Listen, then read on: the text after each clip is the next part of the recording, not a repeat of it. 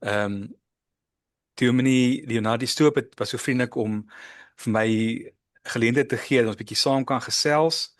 En sy het 'n oulike metafoor gekies. Ek dink ek gaan sommer vir haar sê, "Wel, Leonardi, wat het jy gekies en vertel vir ons bietjie hoekom jy dit gekies het." Al ek het die windhaan of die hoendertjie op ons kerk se dak, daai koper windhaan gekies. En almal sou dink nou hoekom dit as metafoor? Daar's soveel metafore om te kies. Ek het amper die klok gekies want ons kerk is baie lief om die klok te lei. Ja. Maar ons gemeente het baie keer klereverkopings en ons is baie groot op uitreike en barmhartigheidsbedienings ensovoorts. En ons kerk is mos in die middel van die middestad eintlik van Pinetown. En baie van ons vra waar is ons kerk, dan sê ons dis oorkant die Nul Spar of dis langs Dr. Gert se spreekkamer of langs die KFC. Jy weet, dit is baie maniere om ons kerk eintlik te identifiseer.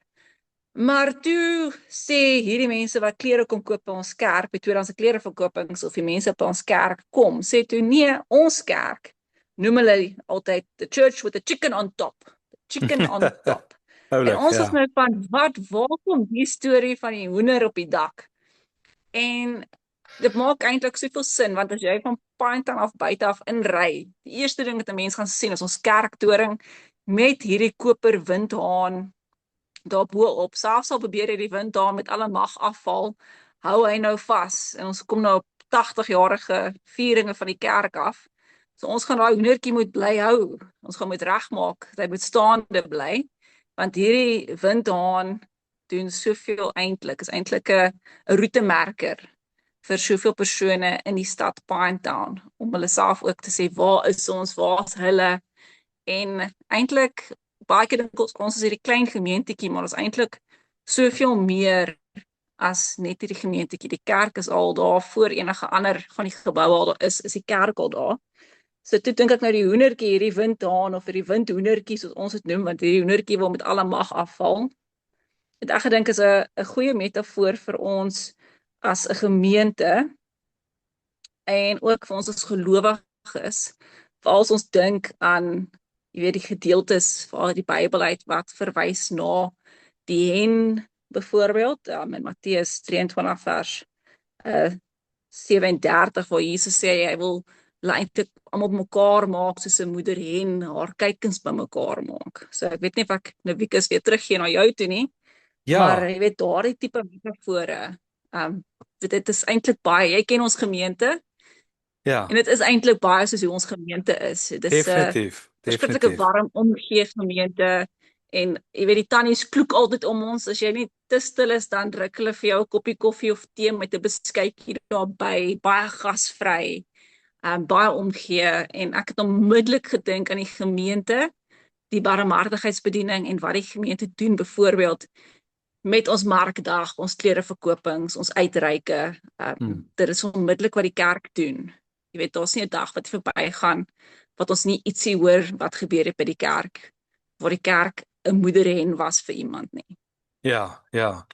Nee, dit is so gepas. Ek dink dit pas julle gemeente baie mooi en dit is ook lekker om dit so in die Bybel te sien. Ek gaan sommer vir ons daai stukkie lees wat jy gesê het daar. Hmm. Matteus 23 vers 37. Ehm Jerusalem, Jerusalem, jy wat die profete doodmaak en die stenig wat na jou gestuur is. Maar nou die deel wat nou mooi van toepassing is nou hierdie volgende gedeelte. Hoe dikwels wou ek jou kinders bymekaar maak soos 'n hen haar kuikens onder haar vlerke bymekaar maak. Ek dink dit is die deel wat jy na verwys. Ja, daai gedeelte, ja. En ook as ons dink aan die wêreld wat ons leef, daar's soveel gebrokenheid. Mhm. Jy weet mense wat nie die Here ken nie en dan kom jy waar mense nie weet watter kant toe nou kom hulle by die kerk uit, nie so toevallig en dan sê hulle maar ek het nie geweet dat julle gaan my kan kom help nie. Niemand kom my help nie. Hoe kan julle my help? Julle is hierdie klein gemeentetjie. Jy Ja, weet, waar mense hopeloos is en dan kom hulle daar by die kerk by klereverkoping en dan sê iemand net vir hulle, "Haai, is jy okay? Soek jy 'n drukkie?" Dan is dit die persoon bars in trane uit. En ja, net soos hoe het jy geweet dit wat ek nodig gehad het. So ons sien verskriklik baie, ons sien eintlik ons klereverkopings en ons uitreik en ons barmhartigheidsbediening. Ons sien eintlik soveel van die broosheid van die mense om ons raak, veral in 'n baie harde wêreld, sien ons ietsie van die sagtheid van die Here wat met mense werk en is waarlik die Heilige Gees wat eintlik werk daarso. Ons is maar net instrumente. Ons weet nie wat voor ons gaan kom of verby ons gaan kom nie, maar ons doen maar net die Here se werk waar hy ons plaas. Nee, dis pragtig en ek dink nou soms so vroeër jare die mense die kerke gebou met die hoenderhaan ehm bo-op om die rigting te wys. Mens en Mm. is eintlik 'n lekker manier om daaroor te dink. En jy het ook gepraat 'n bietjie van windrigtings en sulke dinge. Dit so die hoenderhaan of die hoenderhen kan jy amper maar sê daar bo op die kerktoring. Ja. Uh, uh dit pas so mooi by mekaar ook. Wat het jy nog wat jy vir ons bietjie met kan deel oor die verskillende windrigtings dalk? Ja, ons het so 3 tekste daar gekies. Ek gedink die een was baie interessant en die een was kom ons kry my Bybel hier nader. Esegiel 37 vers 9. Want ek het nog gaan soek, jy weet in my Bybel, weet waar kom windrigtings dan voor en is eintlik is daar soveel tekste. So kom ons kyk gou-gou vir 'n oomblik na Esegiel se gedeelte. En dit is Esegiel 37 vers 9. En dan gaan ons as volg: Toe sê die Here vir my, praat nou as profeet met die Gees, tree op as profeet. Mense sê vir die Gees, so sê die Here my God, kom uit die 4 windstreke, Gees, blaas in hierdie dooies in, dat hulle kan lewe.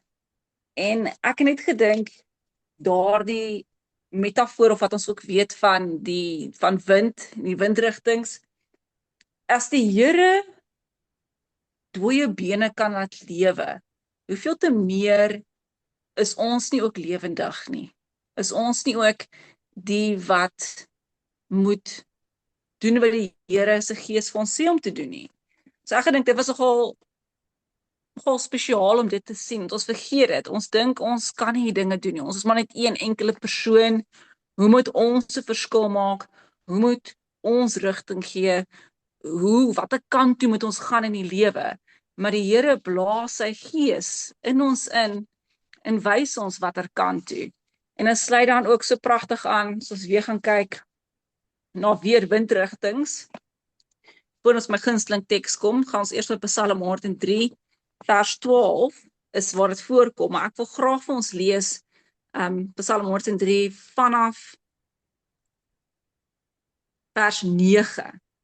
Wil ek eintlik vir ons lees tot by hierdie vers 12. En dan gaan ons as volg: Hy sal ons sonde nie bly toereken nie en nie vir ewig toring bly nie. Hy handel met ons nie volgens ons sondes nie. Vergeld ons nie vir ons ongeregtighede nie, want so groot as die afstand tussen die hemel en die aarde is, so groot is sy liefde vir die wat hom dien. So ver as die ooste van die weste af is, so ver verwyder hy ons oortredinge van ons af. En dan, dit pas so mooi aan vers 13, jammer. Soos 'n vader hom ontferm oor sy kinders, so ontferm die Here hom oor die wat hom dien. So eintlik weer terug by die hoenderhennetjie, daai ontferming. Dis reg. Jy weet weer 'n ontferming, weer daardie omgee. En die windrigtings, dis teenoorgestelde kante, maar weer eens iets van so ver word ons sondes verwyder. Ja. So dit is 'n metafoor wat aanhou en aanhou vir ons iets wys van die Here se genade, die Here se omgee vir ons en die Here wat teenwoordig is in ons lewens op soveel terreine. Ja. En kan ek maar vir die laaste enetjie lees. Jy mag nie vir Dominee vra wat se gunsteling teks nie, want dit sou jou ore van jou kop af verraai. En dit is Jesaja 43. Ek weet nie hoe kom nie, maar ek love hierdie teks. En ek gaan vir ons lees vanaf daai tweede gedeelte van vers 5, soos 5b tot vers 7. En dit gaan soos volg: Ek bring jou kinders van die ooste af, ek maak hulle mekaar van die weste af. Ek sê vir die noorde gee, vir die suide moet hulle nie terughou nie. Bring my seuns van ver af, my dogters van die uithoeke van die aarde af. elkeen wat na my naam genoem word, elkeen wat ek geskep het tot my eer, wat ek gevorm het, wat ek gemaak het. Ek het gedink dit is so koslik, van as ons dink aan, ek was nou vandag by huisbesoek en vir 'n roudiens en toe sê ek hulle van hierdie vertaling. Ja. En een bly aan een kant, een bly in Australië, een bly in Ierland, een bly hier in Suid-Afrika en weet oorspronklik kom die ouers van Australië af. Mm, mm. En net daardie van, "Hoi, hier is ons. Ons is versprei oor al die uithoeke van die wêreld. Maar kyk, hier sit ons saam met tafel om 'n ouer te eer, om eer te kom betoon aan 'n ouer. Ja. Wat se roudiens is wat ons beplan." En toe sê hulle dis eintlik dit som hulle op as 'n gesin. Jy weet, hulle is ver verwyder van mekaar af, verskillende tyds grense, maar hulle is nog steeds 'n familie.